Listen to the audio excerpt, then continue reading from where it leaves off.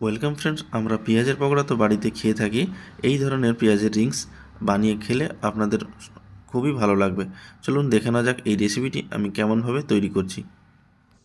এবার আমি 2 চামচ ময়দা নিয়ে নিচ্ছি, তার সাথে 2 চামচ কর্নফ্লাওয়ারও নিয়ে নিচ্ছি। এবার স্বাদ অনুযায়ী লবণ দিয়ে নেব, লঙ্কা পাউডার দিয়ে নেব, হোয়াইট পেপার দিয়ে নেব। এবার জল দিয়ে ভালো করে মিক্স করব। ব্যাটারটিকে আমি পাতলা করব না, যাতে ব্যাটারটা গলে পড়ে যায়। দেখুন এই রকম ধরনের মিডিয়াম ব্যাটার করেছি। এবার আমি পেঁয়াজগুলোকে এইভাবে রিং করে কেটে নিয়েছি। এক একটা পেঁয়াজ এই ব্যাটারের মধ্যে ঢালবো আর ব্রেড ক্রাম্ব নিয়ে নেব। ব্রেড ক্রাম্বের সাথে আমি কর্নফ্লাওয়ার 2 চামচ অ্যাড করছি। এবার ভালো করে এটিকে পাউডার করে নিচ্ছি। এবার আমি ওই পাউডারের উপরে সেই পেঁয়াজের রিংগুলোকে ভালো করে গড়িয়ে নেব, যাতে ওই পাউডারটা সম্পূর্ণভাবে লেগে যায় পেঁয়াজের মধ্যে।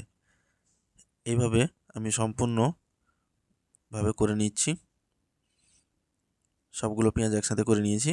এবার আমি ফ্রাই করে নেব। প্যানের মধ্যে তেলটিকে গরম করে নিয়েছি। এবার আমি এক এক করে রিংসগুলোকে ছেড়ে দেবো। এবার আমি ব্রাউন হওয়া পর্যন্ত অপেক্ষা করব।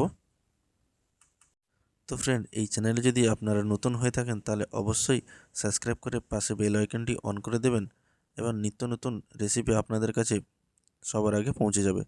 তো ফ্রেন্ড, আপনাদের যদি কোনো রেকমেন্ড থাকে কোনো রেসিপি জানার জন্য, তাহলে অবশ্যই আমাকে কমেন্ট করে জানাতে পারেন। এবার পেঁয়াজগুলো ব্রাউন ফ্রাই হয়ে গেছে। এবার আমি তুলে নিচ্ছি। এবার আমি প্লেটের মধ্যে সার্ভ করব।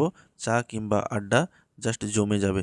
তো আমার রেসিপিটি তো রেডি হয়ে গেছে। আপনারাও দেরি না করে ঝটপট বানিয়ে ফেলুন পেঁয়াজের রিংস।